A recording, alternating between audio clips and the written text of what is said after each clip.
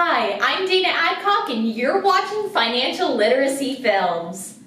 Da da da da da. Hello everyone and welcome to Financial Literacy Films. Today I will be discussing the do's and don'ts of finding and applying for scholarships. Let me tell you, applying for scholarships can be so much work, but it's definitely worth it in the long run.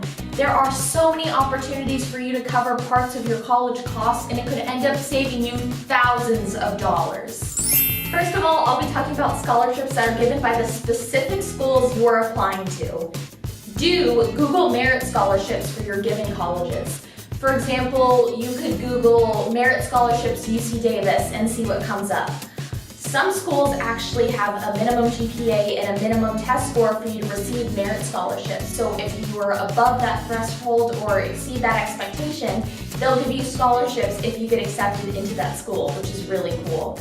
You can also go to guaranteed scholarships, which I'll link in the description, and that has a list of schools with specific criteria that will give you specific dollar amounts. For example, for a school, you might get $5,000 for getting your Girl Scout Gold Award, which is really cool. So don't overlook this step of Googling merit scholarships because some schools actually require that your application come earlier if you want to receive merit scholarships. Next, I'll be talking about outsourced scholarships, which are scholarships that are not given by the schools you're applying to, but outside people, organizations, places, things like that. So don't only apply to big scholarships. These have a huge payoff, but they're usually extremely competitive. Things like the Coca-Cola scholarship, things from big companies, those will have so many people applying for them. So do remember to apply to multiple small scholarships in addition to your big scholarships. The accumulation of these scholarships can actually end up taking a huge chunk off of your college bill, and they're most likely a lot less competitive than big scholarships. Also, do not pay money to make money. This is a bad idea. Most scholarships you are applying to, actually every scholarship you're applying to, should be free. If you have to pay, I hate to say it, it's probably a scam. Don't do it, please do not do it. Also, remember to apply to local scholarships. Do that thing. It's really, really great for you. You have a regional advantage. There's a lot less competition. Things like places your parents work, local businesses, things that are just given to people who live in your town could be really, really great for you to find scholarships and get them very easily. Really quick, I want to talk about tailoring your scholarship to you. So don't obviously apply for a scholarship that you're not eligible for.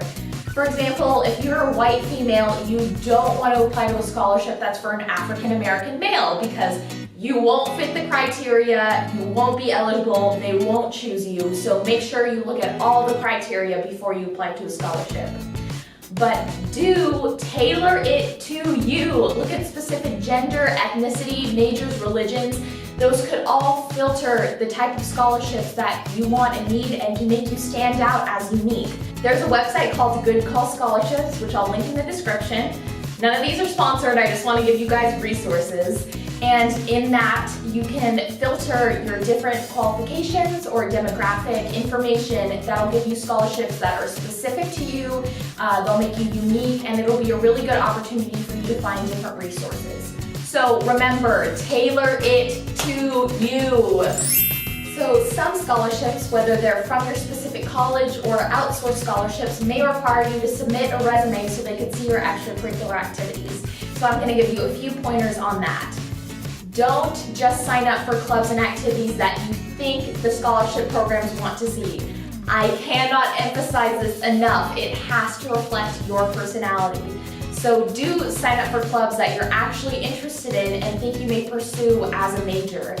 In fact, this is just a great rule for applying to colleges in general because colleges want to see when you apply to them and say you want to be in a certain major that you have had showed interest in that in the past. They want to see that you really care about that specific thing, and that's really, really important. Also, don't jump between different clubs and activities. Your freshman year, this may be okay because you're trying to figure yourself out, but you really do want to stay committed to specific things. They want to see that you're the type of person that takes on something and sticks to it. It really shows good character. Some scholarships may require you to send transcripts and sometimes even test scores to see your academic performance over time. I know grades are really hard to control and this is a hard one to influence, but I'll try to give you some tips I've learned over the years. Okay, this is a big one. Do not cram. I'm telling you, this is such a bad idea. The best skill you can learn is time management. So you do want to make sure you spread out your work and your study time over a period of time so you can learn gradually.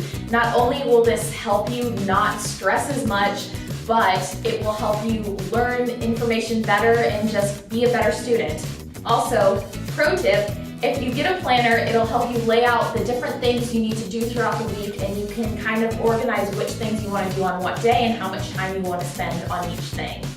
Also, this kind of goes along with cramming, but do not study the night before the SAT or ACT test. This is, again, a bad idea. These standardized tests are really important.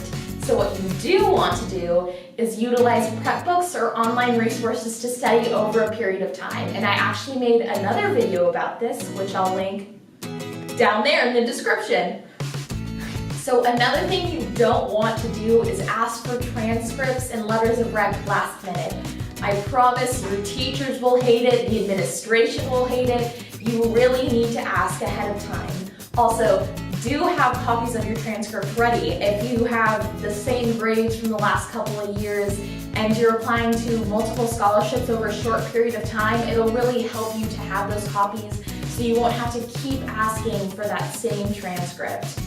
Also, a really helpful tip that I found has helped me so much is to take classes in things you actually want to learn. I know this is hard your first couple years of high school, but once you get into junior and senior year, you have space for different electives. And if you take classes with things you actually like, it'll make the work seem a lot less hard. A lot of scholarship applications, whether they're from the schools you're applying to or they're just outsourced applications, will require that you write an essay on a specific prompt so they can know your take on the topic. I'll be sharing a couple tips with you for these essays because they're actually really important and they come up a lot in scholarship applications. So don't be cliche. This is super important. Do try to be unique. One of the best tips I heard, I think it was from my history teacher in middle school, said try to approach the prompt in a way that you think no one else will. If you approach the prompt with a new, fresh take, then the people reviewing your application are going to be intrigued and they're going to want to look at your application more carefully. So this is really important. It'll really help you out. Also, don't forget your audience. If you're writing to people that you think may be older, maybe they're elderly or senior citizens, you don't want to say something like #relatable because they won't know what that is and it'll just be confusing. So don't do that. But do know your audience because you can tailor it to who you're trying to write to and maybe that'll help them like you more. So another thing you don't want to do is don't forget to proofread your essays. This is really important because if your essay is smooth and succinct and free of grammatical errors, it'll make you seem a lot more mature and sophisticated and that'll help you a lot in the long run. Also, do address the prompt. People are giving you a specific topic for a reason. You want to make sure you follow it. And along with that, don't go on a tangent. Oh my gosh, how many papers I have read where people go on tangents. They give you a prompt for a reason and you want to make sure you evaluate every part of that prompt without deviating from what they want you to say. Also, do try to reuse essays when you can. If the prompt is different, obviously don't, but you may get some similar prompts, and if you just change the essay a little bit, it may be less work for you in the long run. For example, one of my projects I did in English was a modes project where we wrote different styles of essays on a topic of our choosing, and I have a lot of friends who have used those for scholarship applications and even college applications, which is really, really cool. So this isn't exactly about applying for scholarships, but it helps you maintain scholarships and really helps you be organized. And so I'm going to be talking about some organizational tips to help you stay on top of your different scholarships. So don't just copy and paste links and think you'll be able to maneuver your way through it. This is the easiest way to forget deadlines and topics. I'm telling you, I've done this and I've missed deadlines by far. It's a really, really bad idea. But some things that you can do is make a Google Doc with different dates, like heading March, and then you have the date and what specific scholarship topic it is, and then the link. When I was a freshman, I think me and my friend wrote a play, and we actually did this with different competition deadlines, and that really helped us stay on track of when we needed to have things done and sent off by. Also, if you are still on the online trend, you can make bookmark folders with the different months and just put the different scholarships into there if you like that different type of format. And I know some of you are more physical people, you like to have hands-on things, which is totally fine, there's totally options for you. What I recommend is getting some physical dividers, putting them in a binder or something like that, and then dividing the different scholarship forms that way. So you just print them off from online, hole punch them, and put them in that binder, and then you're good to go. Alright guys, thank you so much for watching this video. If it helped you out at all, remember to like, comment, and subscribe because those are being used for evaluation purposes for my Goal to Work project. And also, you'll just get to see more incredible finance videos, so who wouldn't want that? Am I right? Am I right? Alright everyone, have a great day, and remember how lit finance can be.